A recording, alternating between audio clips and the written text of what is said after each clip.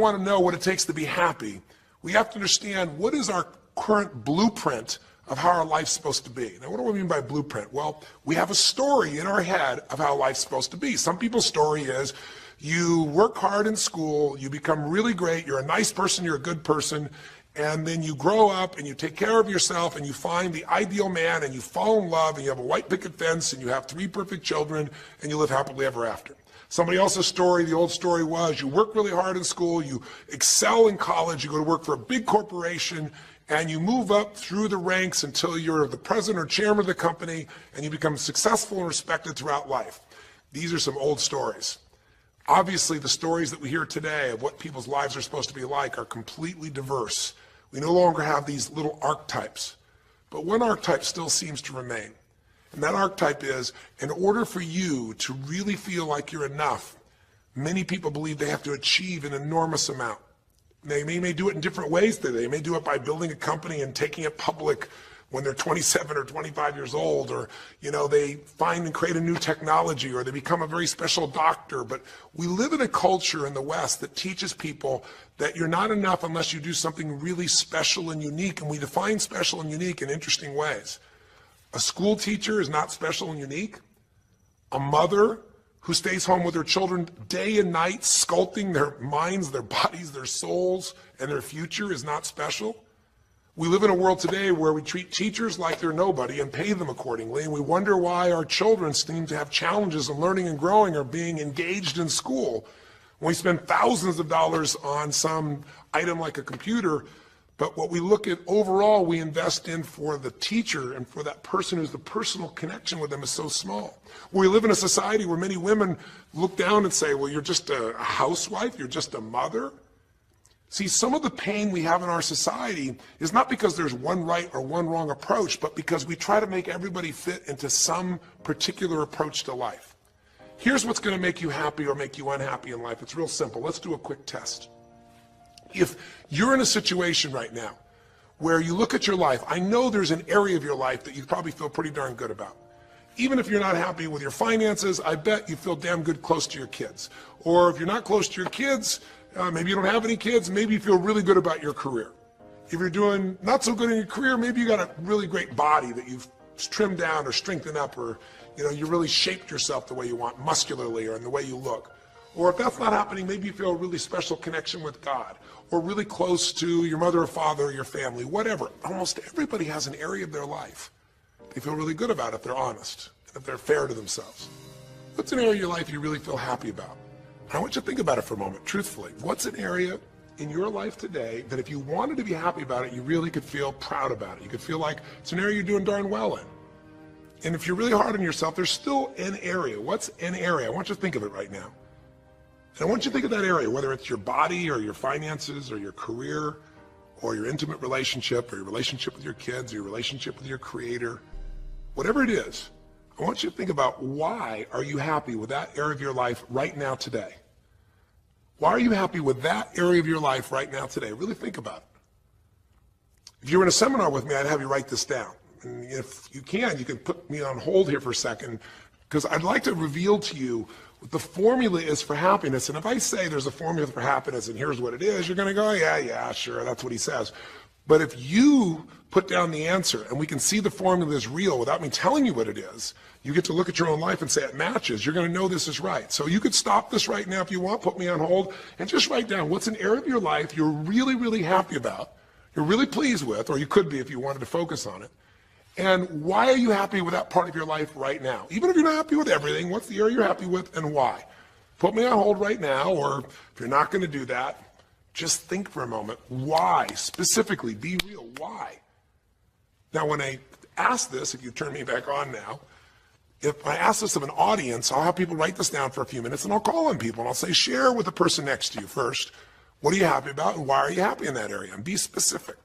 And after they share, I'll have people stand up, I'll call on a variety of people, and I say, ma'am, tell me, what are you happy about? And she'll say, well, honestly, I'm really happy with my body. She goes, I never thought I'd say that, but I used to be so unhappy with it, and I did some things, I pushed myself through, and now I exercise regularly, and I'm not perfect, but I feel fit, I feel strong, I feel energetic, and that's really, it just feels good to me. Now, I say to everybody, I'm now going to show you what the formula for happiness is. And it's real simple. I want to reveal it to you so you don't ever forget it. Whenever you're happy with an area of your life, it's because right now, your current life experience, I call it your LC, your life conditions, the conditions of your life conditions in that area match or are equal to your blueprint, your story, your belief about how life should be in that area. So this woman says to me, I'm really happy with my body because it's not perfect. Her blueprint is I don't need to be perfect, but it's so much better than it was. I'm fit and I'm strong and I have this energy. Her mental blueprint says I should be fit, strong, and have energy. I don't need to be perfect, but I should be that way. Well, when my life, my body matches how I think it should be, I feel good about my life.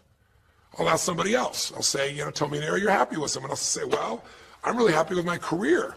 And why? Well, I'm doing better than I even thought I would be. I mean, I'm ahead of the schedule of where I hoped I'd be at this stage. I'm working at this level in this company, and I have these skills and this ability, and it's even better than I thought. Well, once again, listen, this person's happy with this area of their life because their current life conditions in the area called their career are even better than they expected they would be, better than their blueprint, better than their belief of how it should be. If it's really better, you tend to be over the moon. One woman would say, I gotta tell you, I said, I'm the happiest I've ever been in my whole life. How come? She goes, because I have this man in my life and I'm in love with him and he loves me and I can be myself with him. And we have this incredible intimacy and this passion and we want to be with each other all the time and I never get bored with him. Well, what's her blueprint? You want to be with somebody that you can have total intimacy with, somebody who you love and loves you. Those are part of her rules, her beliefs of how it should be. She said, it needs to be, I never want to be with anybody else. I want to be with them every moment. Her blueprint about how life should be and the way she lives, her relationship's even better than she hoped. When it's better than you hope, you're going to be totally excited. So think about this then. What's an area you're not happy with? Let's see if we can find the formula for unhappiness. If the formula for happiness is to be able to meet your expectations or exceed them, that really makes you excited, but to be happy, you got to at least meet it. It doesn't have to be perfect, but if you generally are meeting what you expect you want from your life in that area, you feel good. Life conditions match blueprint, feel good. So what makes you feel bad? What creates pain, stress, frustration? Real easy way to figure it out. Answer this question. What's an area of your life you're not happy with? I mean, be honest with yourself. And even if your life is great in all kinds of ways, I'm sure there's an area you'd like to improve. Anybody who's honest, if they're doing great in their career, very often they don't take care of their body so much. If they're really focused on their body, very often they find themselves in a position where they're not spending enough time with their kids. Or if they're spending time with their kids, their intimate relationship's not doing so well. Because it's the nature of human beings to focus on areas they feel comfortable with and strong in and give those time. And the areas they don't feel so strong and they go, I don't have time for it. What they're really saying is, I don't feel very competent in that area. So what's an area of your life that you are not as happy with? I mean, it's healthy, honestly, to look at areas and say, I don't like it, I want more. This whole concept of a breakthrough is about how do I close the gap between where I am right now and where I want to be. That's what we're here to do. It's like, here's where I want to be, here's where I am. It's healthy to see there's a gap. That makes me have this hunger, this drive to grow, to feel alive, to expand as a human being. So what's an area you're not pleased with? Is it your body? Is it your finances? Is it your career? Is it your spiritual life or lack thereof in terms of feeling connected in that area? Is it your kids? Right? What's the area? What's the area that's not where you want it to be? And then answer for a moment, why aren't you happy with that area of your life right now? Why specifically today are you not happy with that area of your life at this stage of your time of your life? Again, you can stop this and write it down. Might be useful for you. Or if you're going to keep it running, you can stop it and you'll turn it right back on and I'll kick into it. Do that now. Or if you kept it running, then I'll give you what happens. I have people write this down and they don't like this exercise so much. Well, I don't like my body, or I don't like my finances, I don't like my career, I don't like the person I'm in a relationship with, I don't like myself the way I'm in relationships. Why? And they write it all down. Have people share back and forth. I call on people, and the lesson's pretty clear. I tell people in advance, here's the formula for unhappiness. I'll show you before you do anything else. When your life conditions, the way you're living your life today, does not match, it doesn't equal your blueprint, your story of how it's supposed to be, then you're going to have disappointment, frustration, or pain. If your life is way different than the way you think it's supposed to be, you can have enormous pain. If it's a little different, you might feel stressed. Make sense?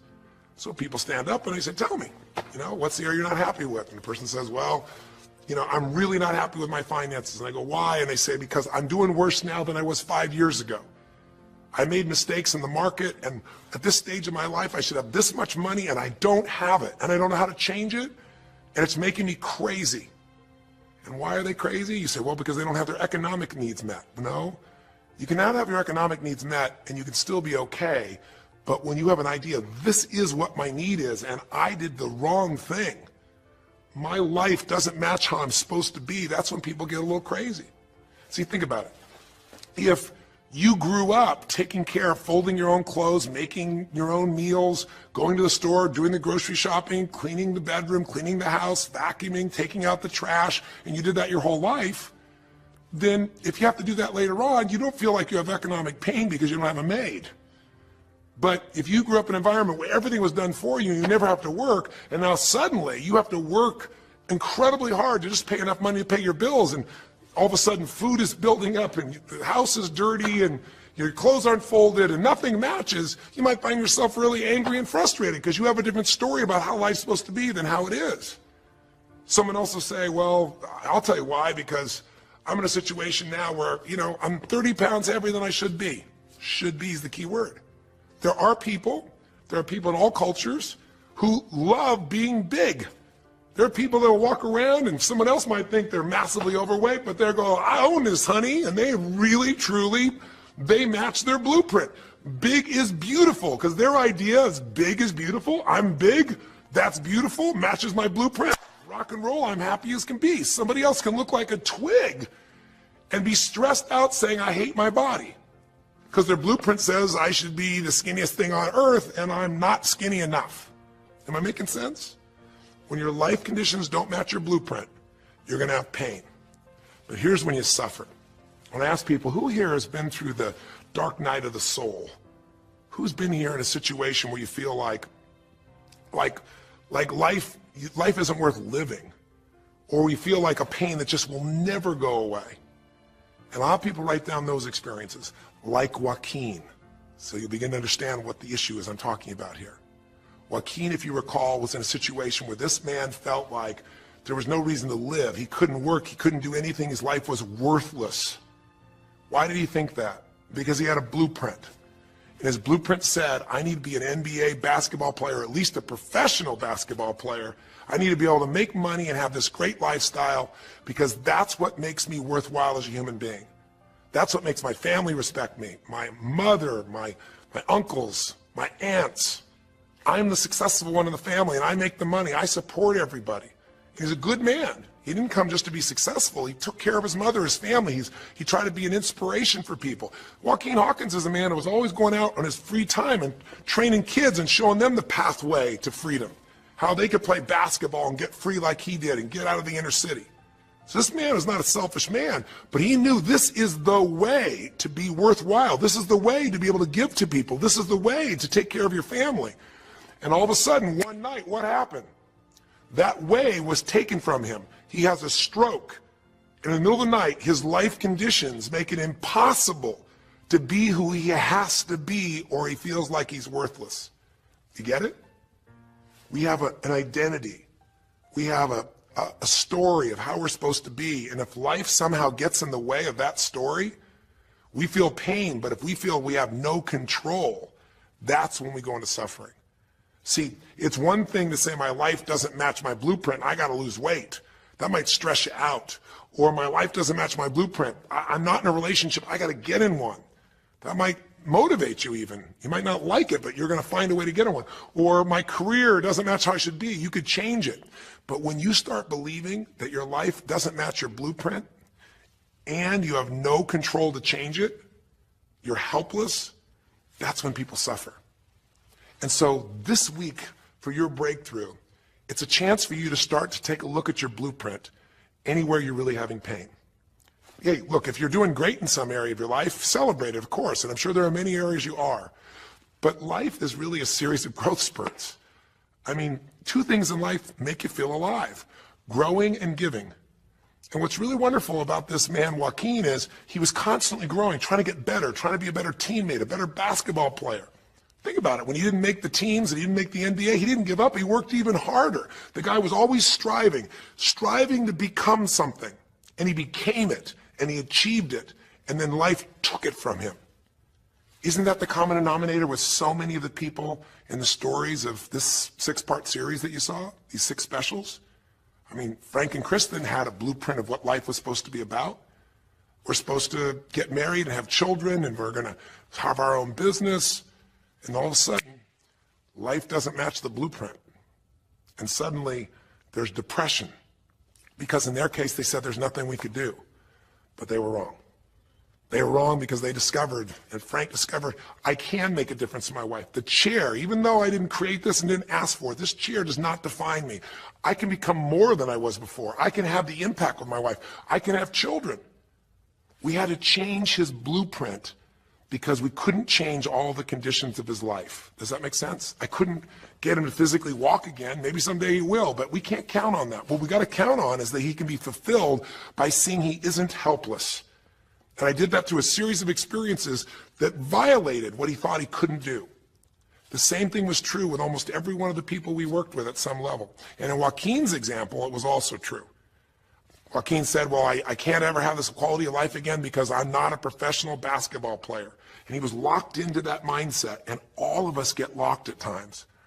But to his credit, to a system of steps, we were able to break him out of that. We were get him to see that he isn't helpless. Because here's your choice. Watch this now. If you're suffering, if you're in pain, your life doesn't match how you think it should be, and you think you're helpless to change it, now you have only 3 choices. Choice 1, blame something. And that's what Joaquin did, if you recall. He blamed his coach. He blamed what happened to him. And of course, these things were outside his control. But he blamed his coach. And a big part of the healing, if you watch this session, was bringing his coach in and getting him to see, hey, you know what? All that anger, all that resentment inside of you, Joaquin, A, it's not based on the truth. And B, like Nelson Mandela said, having resentment in your soul is like drinking poison and hoping that your enemy will die. It doesn't work that way. And when Joaquin was able to break out, his breakthrough was a change in perception, to realize this coach wasn't stopping me. I just felt like I lost everything, and so I don't know how to change it, so I'm looking for something to be mad about, someone to blame, so I don't have to blame myself, or I don't have to feel so helpless. Because when you're angry, you don't feel so helpless. You feel strong for the moment, even though it's a fake strength. When he was able to make that breakthrough, he could stop blaming. Because these are your 3 choices. When life doesn't match how you think it should be, blame something. An event, someone else, or yourself. As we talked about earlier in the series, blame games just destroy you. There's no progress when you blame. For the moment, you feel okay, but nothing changes. What are your real choices? You only have 2 choices in life. If life doesn't match your blueprint, you either have to change your life. That is, you got to say, you know what, my body isn't there, I'm going to go work out. My relationship isn't there, I'm going to change it. I'm not making what I got to make, I'm going to retool. I'm going to get a new skill. I'm going to go back to school. I'm going to start a business. I'm going to do something. You have to do something to change your life. Or, in order for you to be happy, if you can't change your life, you're going to have to change your blueprint. Usually in life, it requires a little bit of each. Does that make sense? And if you change your life and change your blueprint, you can have an extraordinary life. And what you witnessed this man do was, once he let go of his anger and his denial, once he started to look at things, he began to find, by spending time with his family, that he was worthwhile being loved whether he played basketball or not. Of course, he'd love to play basketball, but professional basketball was no longer a part of it. And we got to get Joaquin to shift that. And Joaquin is a metaphor for all of us. Because all of us are going to have times in our life when what we want or think life should be like isn't going to match how life really is. Those moments, if we blame, our life goes into pain. If we change, we can change our life and match our blueprint. But we have to also know when it's not within our control. And that's how we're able to make a shift and change what our story is for our life, what our expectations are, not by lowering them, but by changing what that model really is. I hope this makes sense to you. I'll give you a great example. Years ago, I do a lot of work with business people, celebrities, people of all kinds of walks of life. And I was dealing with a group of people, and they knew a very, very powerful celebrity. And to give that person privacy, I won't tell you too many details, so you can't figure out exactly who it is, but it would be a person who was very successful as a woman, who was extremely attractive by cultural standards, a woman who's had a lot of dear friends, a lot of deep respect, so great skill, great ability, extremely talented, quite attractive, quite wealthy in financial terms, and lots of great friends. This would be, for most people's idea, the ultimate blueprint. If your life matches that description, you must have an incredible life.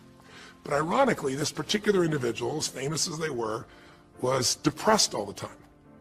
They had seemingly everything, and yet the person was depressed. How do you get depressed when you're smart, and you're strong, and you're beautiful, and you got great friends, and you're rich, and you're famous? Well, it's real simple. People said, I don't know what it is. Everyone's tried to help her. She's been through counseling. She's got all these different drugs. Nothing's working. She's taking antidepressants, and she's still depressed, which is not uncommon, by the way. Because if you change the way you feel physically, but you still see your life doesn't match how you think it should be at some level, and you feel like you're helpless to change it, you're going to be depressed. So I said, bring her to me. I said, I can help her. I know that sounds like hyperbole, but I absolutely can help her. Well, how do you know that, Tony? Because I already know what the problem is. I know if someone's depressed, it's because they feel helpless because their life doesn't match how they think it should be. I just don't know what her blueprint is, but we'll find out what it is, and we'll either help her change her life, or we'll help her change her blueprint, or both. Long story short, and very quickly, I'll tell you the core of it. She came to me and she spent maybe the first half an hour telling me, apologizing, saying, I know I should be happier. I know it's silly for me to be depressed. I don't know why I'm so depressed. I know I should be grateful for what I have, and I am grateful. And it was all these reasons why she knows she should feel good, but still didn't. And I tried to finally explain to her, listen, I don't care about that. I care about you. The fact that you're not happy has nothing to do with what you have or don't have. The fact that you're not happy is that your life doesn't match the way you think it should be. And you have some idea of how you think it should be. And worse, if you're this depressed after all this time, you feel like you can't do anything. You have no power to change it. You feel helpless. And she looked at me in a certain way, and I said, so what is that? What did you want your life to be like? She goes, well, it sounds stupid. I said, it's not going to sound stupid to me. She said, well, I don't know. I just always, since I was a little girl, dreamed that I would be married, and I would have 3 basically perfect children, and they would love me totally, and I loved my husband, he loved me. And I said, okay, so how's that working for you so far? And she said, well, I think you know, because she's a pretty famous person. She said, I'm divorced twice, I have no children, and I'm now X age. And to give you a clue, that age would be an age where having a child, your own natural child at least, barring a medical miracle, is not going to happen. So I said to her, well, why don't you just adopt? She goes, no, that's not it. And so what I had to dig under is, remember we talked in one of the earlier sessions about there's the surface problem and then there's the deeper desire or need. So I said to her, I said, well, what if you couldn't have the husband but you could have the kids? And she smiled and she said, I'd take that. I said, well, why not adopt a kid? She goes, no, it has to be my own blood children. So I kept digging to find out what was behind her blueprint. Because your blueprint is just a projection of what you think you need to be happy. But as human beings, we're notoriously ineffective at knowing it's going to make us happy. So much that we think we're going to make us happy, we get there and we go, is this all there is? So many things that we think are going to make us miserable and we can never deal with, we go through it and we can handle it. We're not good at projecting these things. All kinds of studies will show this. So I said to her, well, what are you hoping to get from these 3 children? Why do they have to be your blood children? And she finally said, well, if they're my blood children, I know they'll always love me. They'll never leave me. What was she looking for? Unconditional love. She had this big blueprint that said, White House, picket fence, 3 children, perfect husband, all these different things. But what was behind that was a need to feel like she could have love that would be certain and wouldn't go away. So I can help her meet that need. So I said to her, I said, well, maybe one reason you don't have a husband is because every time you look at one, you're trying to figure out if he's going to get you those 3 kids in time and how that's going to happen. And maybe he feels a little stressed when you're looking at him this way because he can feel what's going on behind your bed, even if he doesn't know what the words are. And she started to laugh. She goes, I guess I've probably been that way a good portion of my life. And she goes, people wonder, why I'm so uptight. I said, you're uptight because you felt like you're running out of time trying to meet some picture. But I said, all you really want is love. I said, don't you have a lot of love in your life? Tell me about your friends. And gradually, I got her to start seeing this love that she was trying to get was already here. It didn't match the picture. Maybe we could paint a new picture of what life could really be like and make sure that picture met her deepest needs. That's basically what we did with Joaquin. Joaquin wanted to be a professional basketball player because he loved basketball, yes, but also because he wanted to be that man who was a leader. He wanted to be the man who was the good man. He wanted to be the one who brought energy to people. He wanted to be the man people would look up to. He wanted to be the man who could take care of his family in style, all of his family, not just his daughters and his wife, but other people as well. Underneath it all, he wanted to know that he mattered.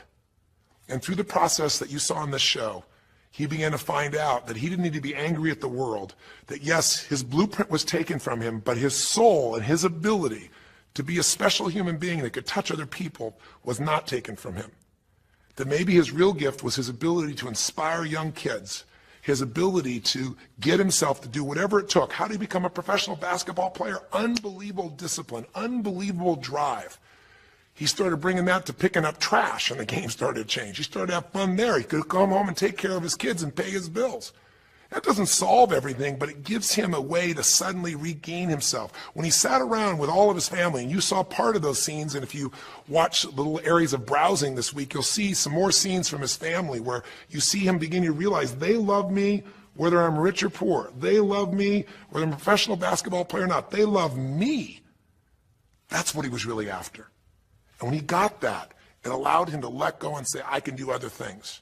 That doesn't mean he won't have challenges. We're all going to have challenges in our life. It doesn't mean that at times he won't wish he's doing more. But he's no longer stuck.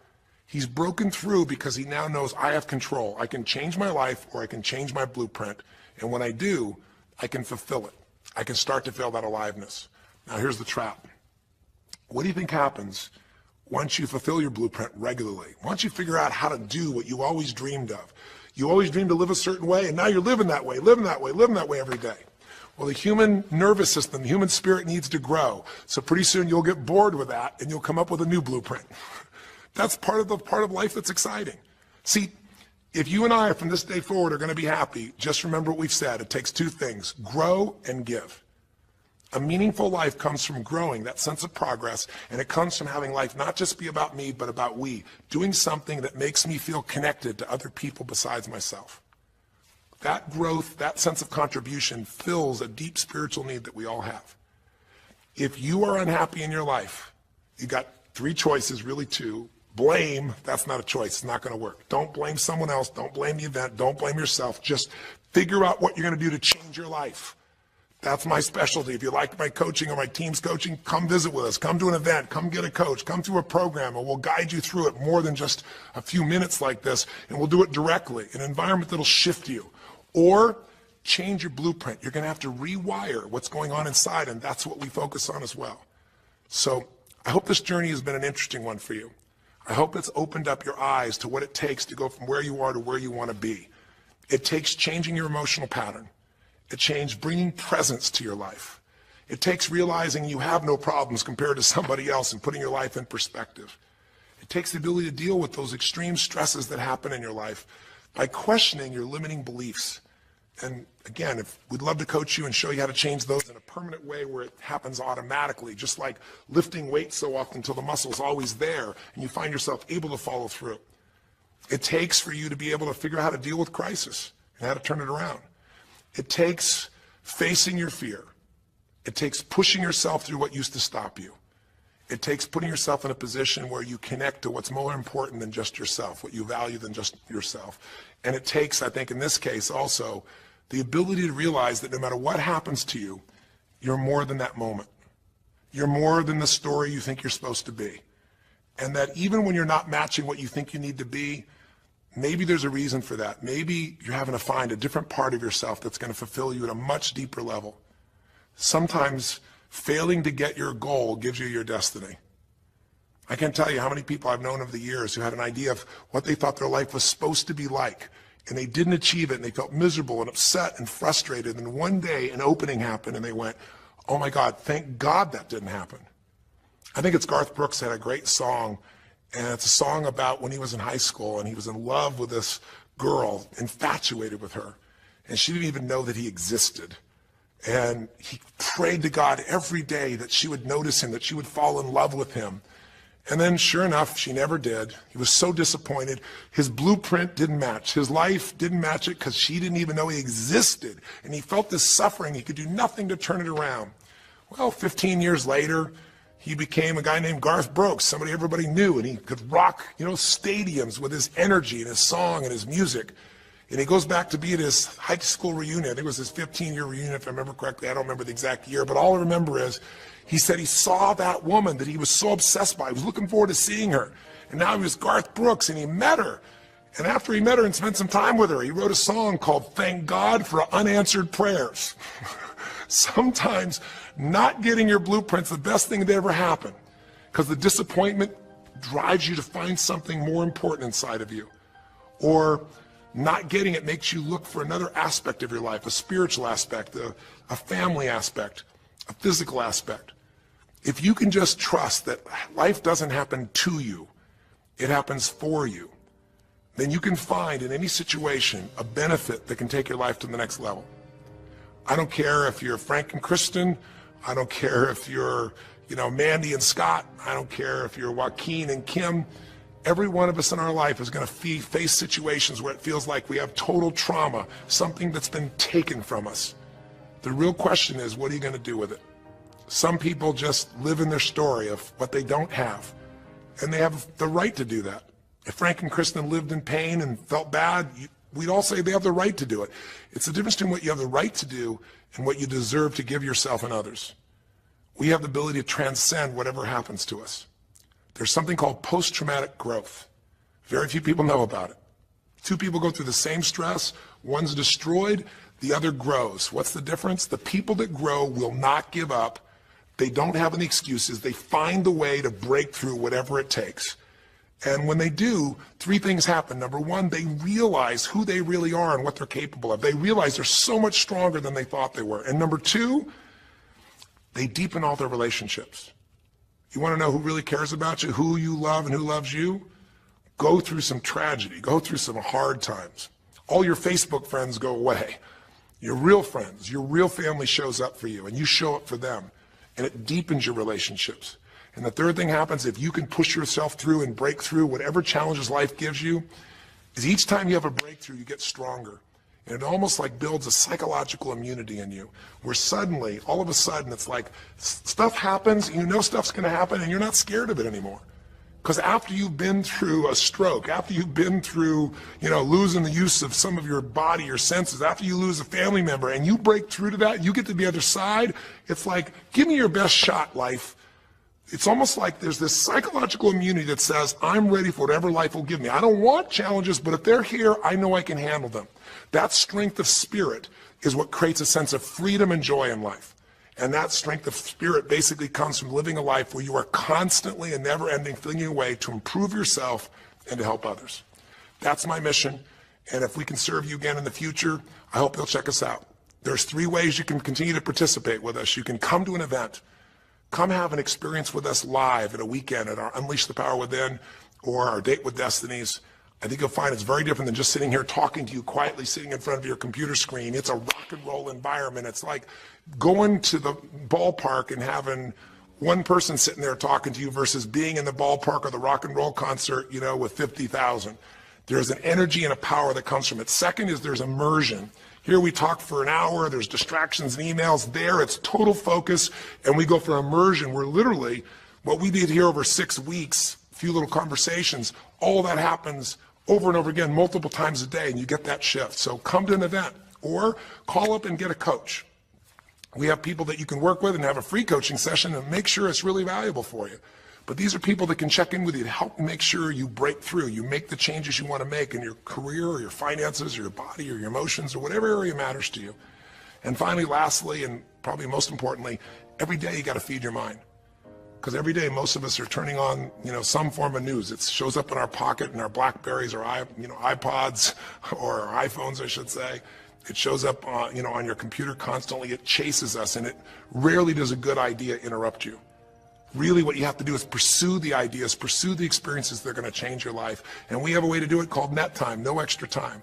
A way where you can keep feeding your mind the stuff that really matters with some products or services. So if you're interested in any of those things, be sure to click on your interest of an event or interest in having a free coaching session, or maybe try one of our audio programs, because the other challenge here is with video, you got to sit here potentially and watch me, but with audio, you can do it while you're working out, you can do it while you're cleaning the house, you can do it while you're driving in the car, while you're getting to work. We'd love to continue serving you in any way we can. I know I've gone long in this session, but I really want you to think about, how can I give my life the way I want it to be? The way I do it is I figure out what my blueprint is and I update it for what life is. I change my life, match my blueprint, and suddenly my life feels full and alive. Thank you for the time that we spent together here. I've really enjoyed our time, and I hope that this breakthrough series reminds you to never settle for less than you can be. Never settle for less than you can give or you can share. Live strong, live with passion, and God bless.